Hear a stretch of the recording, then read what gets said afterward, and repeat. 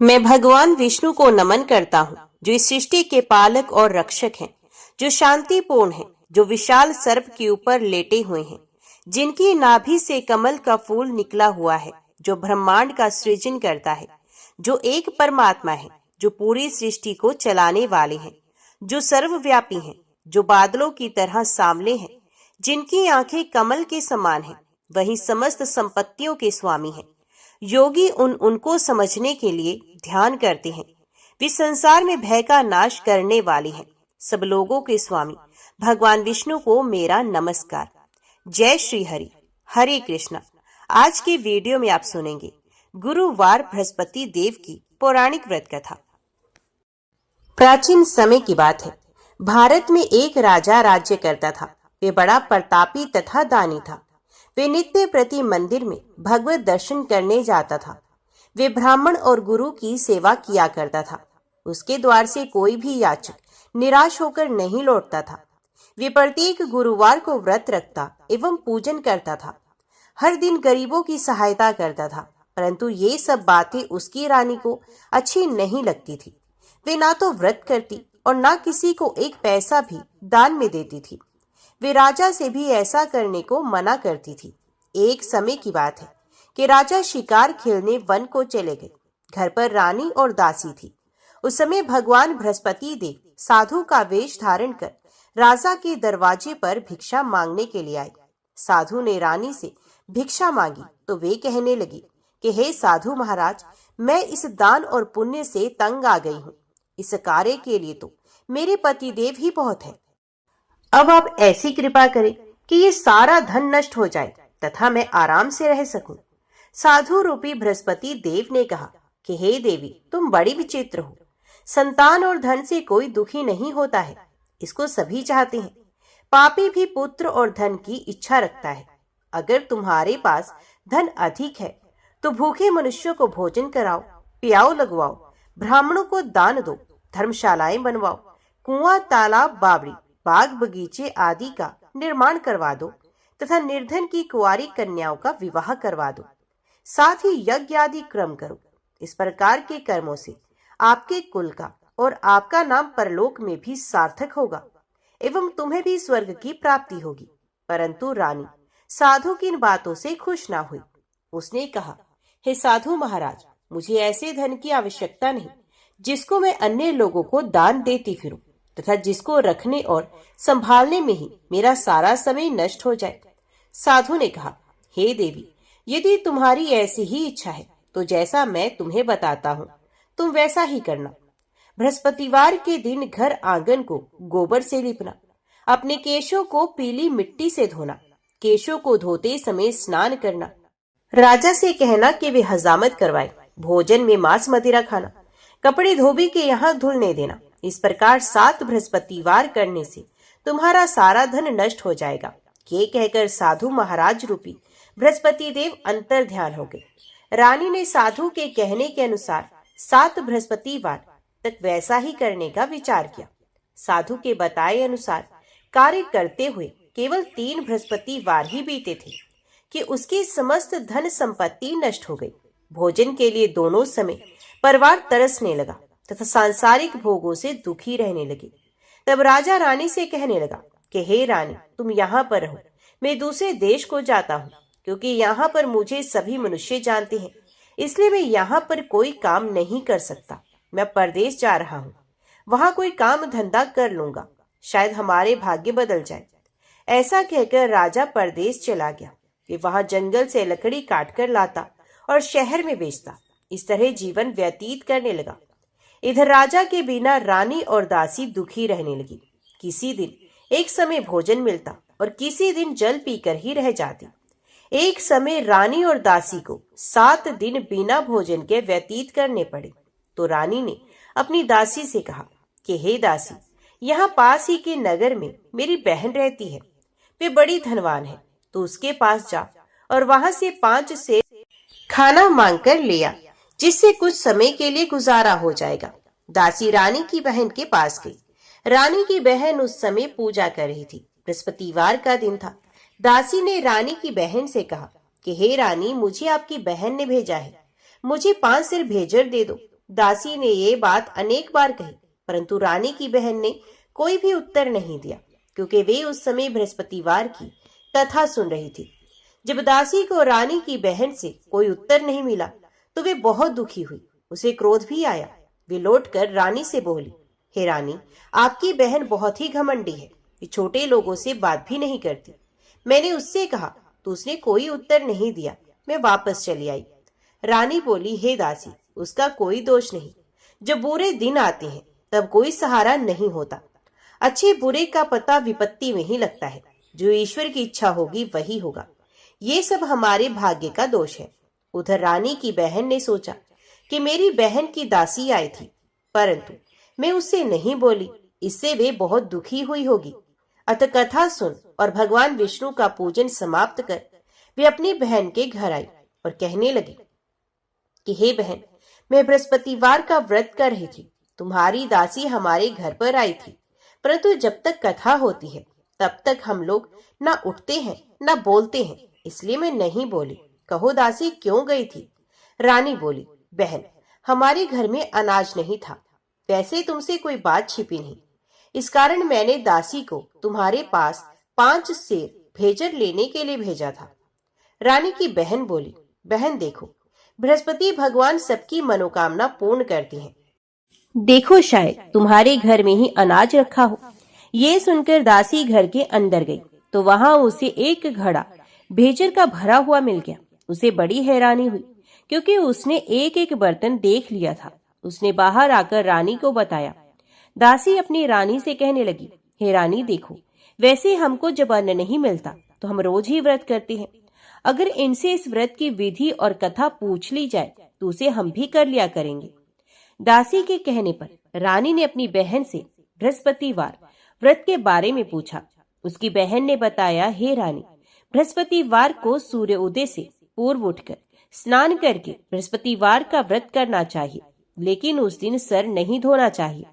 बृहस्पतिवार के दिन में चने की दाल और मुनक्का से विष्णु भगवान को केले के वृक्ष की जड़ से पूजन करें तथा दीपक जलाए। उस दिन एक ही समय भोजन करें। भोजन पीले खाद्य पदार्थ का करें तथा कथा सुने। इस प्रकार करने से गुरु भगवान प्रसन्न होते हैं, अन्न पुत्र धन देते हैं। इस तरह व्रत और पूजन की विधि बताकर रानी की बहन अपने घर लौट गई। रानी और दासी दोनों ने निश्चय किया कि वे बृहस्पति देव भगवान का पूजन जरूर करेंगी। 7 दिन के बाद जब बृहस्पतिवार आया तो उन्होंने व्रत को रखा। घुड़साल में जाकर चना और गुड़ बीन लाई तथा उसकी डाल से केले की जड़ में विष्णु भगवान का पूजन किया। अब भोजन कहाँ से आए? दोनों बड़ी दुखी हुई, परंतु उन्होंने व्रत किया था, इस कारण देव बृहस्पति भगवान प्रसन्न हो गए। वे एक साधारण व्यक्ति के रूप में 2 थालों में सुंदर पीला भोजन लेकर आए और दासी को देकर बोले, हे दासी, ये भोजन तुम्हारे और रानी के लिए है, तुम दोनों करना। दासी भोजन पाकर बड़ी प्रसन्न हुई और रानी से बोली, रानी जी, भोजन कर लो। रानी को भोजन आने के बारे में कुछ पता नहीं था, इसलिए वे दासी से बोली, जा तू ही भोजन कर, क्योंकि तू हमारी व्यर्थ में हंसी उड़ाती है। दासी बोली, एक व्यक्ति अभी भोजन दे गया है। रानी कहने लगी, वे भोजन तेरे लिए ही दे गया है, तू ही भोजन कर। दासी ने कहा, वे व्यक्ति हम दोनों के लिए 2 थालों में भोजन दे गया है, इसलिए मैं और आप दोनों ही साथ साथ भोजन करेंगे। फिर दोनों ने गुरु भगवान को नमस्कार कर भोजन प्रारंभ किया। उसके बाद से वे प्रत्येक बृहस्पतिवार को गुरु भगवान का व्रत और पूजन करने लगी। बृहस्पति भगवान की कृपा से उनके पास धन हो गया, परंतु रानी फिर पहले की तरह ही आलस्य करने लगी। तब दासी बोली, देखो रानी, तुम पहले भी इसी प्रकार आलस्य करती थी, तुम्हें धन के रखने में कष्ट होता था, इसी कारण सभी धन नष्ट हो गया। अब गुरु भगवान की कृपा से धन मिला है तो फिर तुम्हें आलस्य होता है। बड़ी मुसीबतों के साथ हमने ये धन पाया है, इसलिए हमें दान पुण्य करना चाहिए। तुम भूखे मनुष्य को भोजन करवाओ, प्याऊ लगवाओ, ब्राह्मणों को दान दो, कुआं तालाब बावड़ी आदि का निर्माण करवाओ, मंदिर पाठशाला बनवाकर दान दो, कुंवारी कन्याओं का विवाह करवा दो। धन को शुभ कार्यों में खर्च करो, जिससे तुम्हारे कुल का यश बढ़े तथा स्वर्ग प्राप्त हो और पितृ प्रसन्न हो। दासी की बात मानकर रानी ने इसी प्रकार के कर्म करने शुरू किए, जिससे उनका काफी यश फैलने लगा। एक दिन रानी और दासी आपस में विचार करने लगी कि ना जाने राजा किस दशा में होंगे, उनकी कोई खोज खबर भी नहीं है। उन्होंने श्रद्धा पूर्वक गुरु बृहस्पति भगवान से प्रार्थना की कि राजा जहां कहीं भी हो शीघ्र वापस आ जाए। उधर राजा परदेश में बहुत दुखी रहने लगा। वे प्रतिदिन जंगल से लकड़ी बीनकर ले आता और उसे शहर में बेचकर अपने दुखी जीवन को बड़ी कठिनता से व्यतीत करता। एक दिन दुखी हो अपनी पुरानी बातों को याद करके वे रोने लगा और उदास हो गया। उसी समय राजा के पास बृहस्पति देव साधु के वेश में आकर बोले, हे लकड़हारे, तुम इस सुनसान जंगल में किस चिंता में बैठे हो, मुझे बताओ। ये सुनकर राजा के नेत्रों में जल भर आया। साधु की वंदना कर राजा ने अपनी संपूर्ण कहानी सुना दी। महात्मा दयालु होते हैं। वे राजा से बोले, हे राजा, तुम्हारी पत्नी ने बृहस्पति देव के प्रति अपराध किया था, जिसके कारण तुम्हारी ये दशा हुई।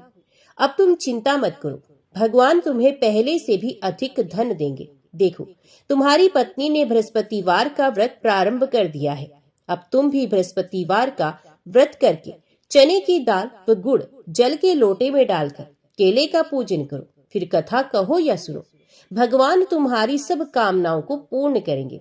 साधु की बात सुनकर राजा बोला, हे प्रभु, लकड़ी बेचकर तो इतना पैसा भी नहीं बचता जिसे भोजन के उपरांत कुछ बचा सकूं। मैंने रात्रि में अपनी रानी को व्याकुल देखा है। मेरे पास कोई साधन नहीं जिससे उसका समाचार जान सकूं। फिर मैं कौन सी कहानी कहूं, ये भी मुझको मालूम नहीं। साधु ने कहा, हे राजा, मन में बृहस्पति भगवान की पूजन व्रत का निश्चय करो, वे स्वयं तुम्हारे लिए कोई राह बना देंगे। बृहस्पतिवार के दिन तुम रोजाना की तरह लकड़ियां लेकर शहर में जाना। तुम्हें रोज से 2 गुना धन मिलेगा, जिससे तुम भलीभांति भोजन कर लोगे तथा बृहस्पति देव की पूजा का सामान भी आ जाएगा। जो तुमने बृहस्पतिवार की कहानी के बारे में पूछा है वे इस प्रकार है। प्राचीन काल में एक ब्राह्मण था। वे बहुत निर्धन था। उसके कोई भी संतान नहीं थी। उसकी स्त्री बहुत ही मलिनता के साथ रहती थी। वो ना तो स्नान करती, ना ही किसी देवता का पूजन करती। इस कारण ब्राह्मण देवता बहुत दुखी रहते थे। बेचारे बहुत कुछ कहते थे, किंतु उसका कोई परिणाम नहीं निकला। भगवान की कृपा से ब्राह्मण के घर में एक कन्या का जन्म हुआ। कन्या समय के साथ बड़ी होने लगी। वे कन्या प्रातः काल में स्नान करके भगवान विष्णु का जप करती थी। कन्या ने बृहस्पतिवार का व्रत भी नियम पूर्वक करना प्रारंभ कर दिया। पूजा पाठ समाप्त होने पर पाठशाला जाती तो अपनी मुट्ठी में जो भर के ले जाती और पाठशाला के मार्ग में डालती जाती। लौटते समय वही जो स्वर्ण के हो जाते तो उनको बीनकर घर ले आती। एक दिन वह कन्या सूप में उन सोने के जौ को फटक कर साफ कर रही थी। तभी कन्या की माँ ने देख लिया और कहा कि हे बेटी, सोने के जौ को फटकने के लिए तो सोने का सूप भी होना चाहिए। दूसरे दिन बृहस्पतिवार का दिन था। कन्या ने व्रत रखा और बृहस्पति देव से प्रार्थना की कि हे बृहस्पति देव, मुझे सोने का सूप दे दो। बृहस्पति देव ने उसकी प्रार्थना स्वीकार की। फिर रोजाना की तरह वे कन्या जो फैलाती हुई पाठशाला चली गई। पाठशाला से लौटकर जब वे नित्य की भांति जो बीन रही थी तो बृहस्पति देव की कृपा से उसे सोने का सूप मार्ग में पड़ा हुआ मिला। उस सोने के सूप को वे घर ले आई और उसे जो साफ करने लगी, परंतु उसकी माँ का वही ढंग रहा। एक दिन की बात है, जब कन्या सोने के सूप में जो साफ कर रही थी, उसी समय जिस नगर में कन्या और उसका परिवार रहता था, उसी नगर का राजकुमार उसके घर के पास से निकला। कन्या के रंग और रूप को देखकर वे कन्या पर मोहित हो गया। जब वह अपने राजमहल में आया तो वह बहुत उदास हो गया, बिना भोजन किए ही लेट गया।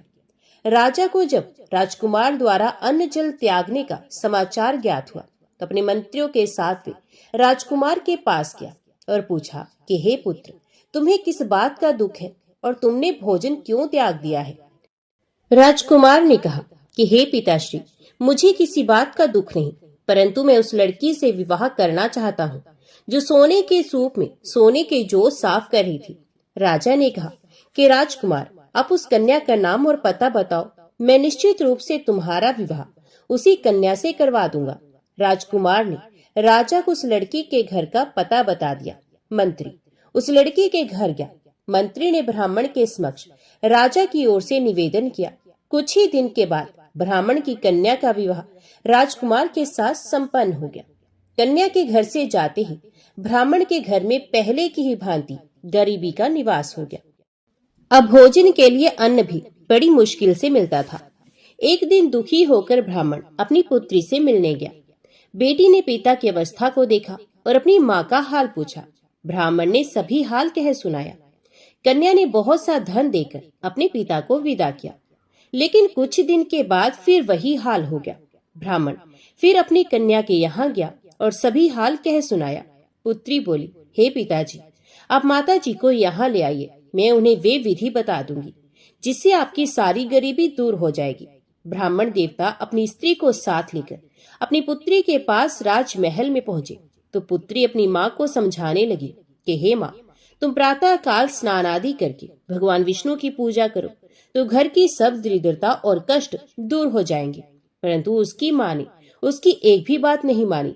ये पहले की ही तरह प्रातः काल उठकर अपनी पुत्री की बची जूठन को खा लेती थी।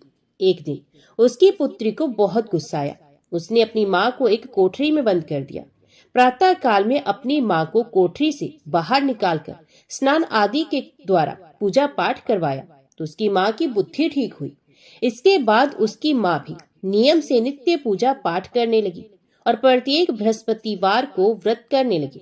इस व्रत के प्रभाव से मृत्यु के बाद वे स्वर्ग को गई। ये ब्राह्मण भी सुख पूर्वक इस लोक का सुख भोग कर स्वर्ग को प्राप्त हुआ।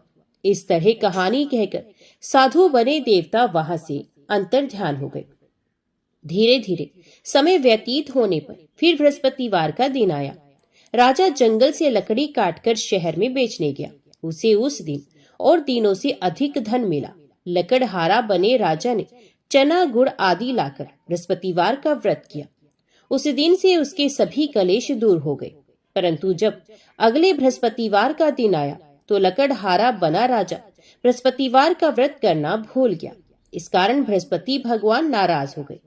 उस दिन उस नगर के राजा ने विशाल यज्ञ का आयोजन किया था तथा अपने समस्त राज्य में घोषणा करवा दी कि सभी राजमहल में भोजन करने आए, कोई अपने घर में खाने के लिए चूल्हा ना जलाए। इस आज्ञा को जो नहीं मानेगा उसको फांसी दे दी जाएगी। राजा की आज्ञा अनुसार राज्य के सभी वासी राजा के भोज में सम्मिलित हुए, लेकिन लकड़हारा कुछ देर से पहुंचा, इसलिए राजा उसको अपने साथ महल में ले गए। जब राजा लकड़हारे को भोजन करा रहे थे तो रानी की दृष्टि उस खूंटी पर पड़ी जिस पर रानी का हार लटका हुआ था। उसे हार खूंटी पर लटका दिखाई नहीं दिया। रानी को निश्चय हो गया कि मेरा हार इस लकड़हारे ने चुराया है। उसी समय सैनिक बुलवाकर लकड़हारे को जेल में डलवा दिया गया।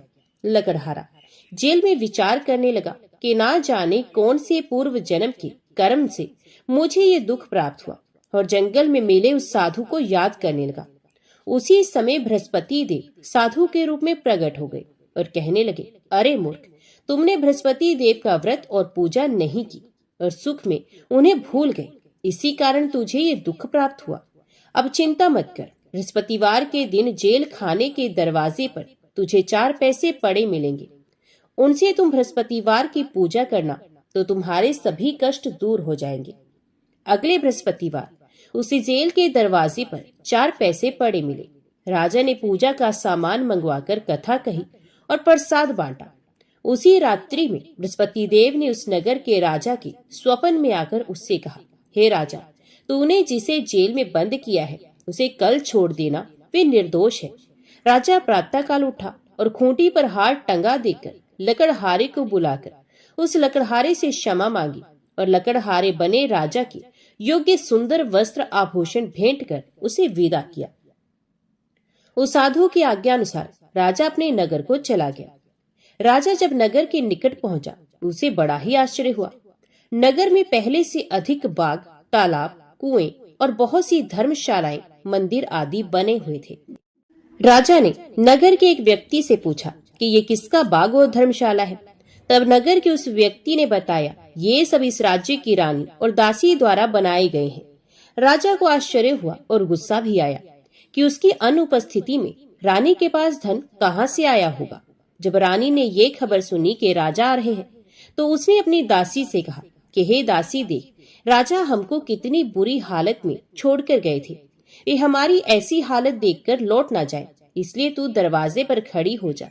रानी की आज्ञा अनुसार दासी दरवाजे पर खड़ी हो गई और जब राजा आए तो उन्हें अपने साथ महल में ले आई। तब राजा ने क्रोध करके अपनी तलवार निकाली और पूछने लगा, बताओ ये धन तुम्हें कैसे प्राप्त हुआ? तब रानी ने सारी कथा कह सुनाई। राजा ने निश्चय किया कि मैं रोजाना दिन में 3 बार कहानी कहा करूंगा और रोज व्रत किया करूंगा। अब हर समय राजा के दुपट्टे में चने की दाल बंधी रहती तथा दिन में 3 बार कथा कहता। एक रोज राजा ने विचार किया कि चलो अपनी बहन के यहाँ हुआ। इस तरह का निश्चय कर राजा घोड़े पर सवार हो अपनी बहन के यहाँ चल दिया। मार्ग में उसने देखा कि कुछ आदमी एक मुर्दे को लिए जा रहे हैं। उन्हें रोककर राजा कहने लगा, अरे भैया, मेरी बृहस्पतिवार की कथा सुन लो।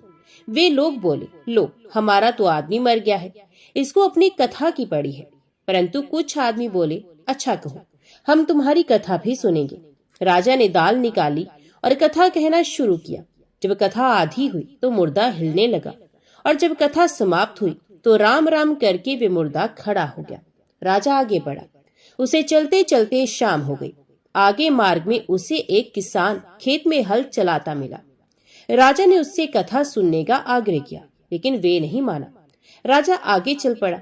राजा के हटते ही बैल पछाड़ खाकर गिर गए तथा किसान के पेट में बहुत जोर से दर्द होने लगा। उसी समय किसान की माँ रोटी लेकर आई।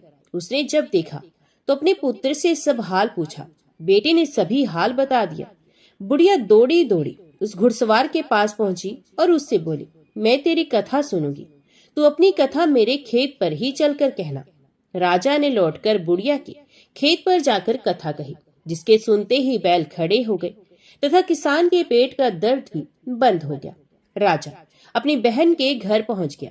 बहन ने भाई की खूब मेहमानी की। दूसरे रोज प्रातःकाल राजा जागा तो वे देखने लगा कि सब लोग भोजन कर रहे हैं। राजा ने अपनी बहन से जब पूछा, ऐसा कोई मनुष्य है जिसने भोजन ना किया हो, जो मेरी बृहस्पतिवार की कथा सुन ले? बहन बोली, हे भैया, ये देश ऐसा ही है। यहाँ लोग पहले भोजन करते हैं, बाद में कोई अन्य काम करते हैं। फिर एक कुम्हार के घर में गई जिसका लड़का बीमार था। उसे मालूम हुआ कि उसके यहाँ 3 दिन से किसी ने भोजन नहीं किया है। रानी ने अपने भाई की कथा सुनने के लिए कुम्हार से कहा। वे तैयार हो गया। राजा ने जाकर बृहस्पतिवार की कथा कही, जिसको सुनकर उसका लड़का ठीक हो गया। अब तो राजा की पूरे राज्य में प्रशंसा होने लगी। एक दिन राजा ने अपनी बहन से कहा कि हे बहन, मैं अब अपने घर जाऊंगा, तुम भी तैयार हो जाओ। राजा की बहन ने अपनी सास से अपने भाई के साथ जाने की आज्ञा मांगी। सास बोली, हाँ चली जा, मगर अपने लड़कों को मत ले जाना, क्योंकि तेरे भाई की कोई संतान नहीं होती। बहन ने अपने भाई से कहा, हे भैया, मैं तो चलूंगी, मगर कोई बालक नहीं जाएगा। अपनी बहन को भी छोड़कर दुखी मन से राजा अपने नगर को लौट आया। राजा ने अपनी रानी से सारी कथा बताई और बिना भोजन किए बिछैया पर लेट गया।